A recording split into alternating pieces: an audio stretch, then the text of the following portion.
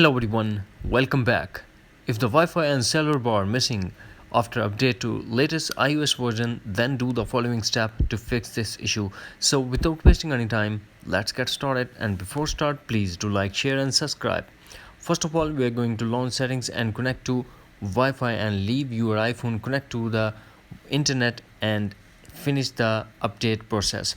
After that, if you're still facing the same issue, then force close all the apps that are running in the background and force restart your iPhone according to your iPhone model. The next solution is we have to launch settings. Here we have to tap on general. Now tap transfer reset iPhone, tap reset and tap reset all settings. This process will delete all your customized setting to default setting, but no data or media will be deleted. Here we have to put iPhone passcode and tap again reset all settings to confirm. That's it. Hopefully friends, you found this video helpful, so please do like, share and subscribe.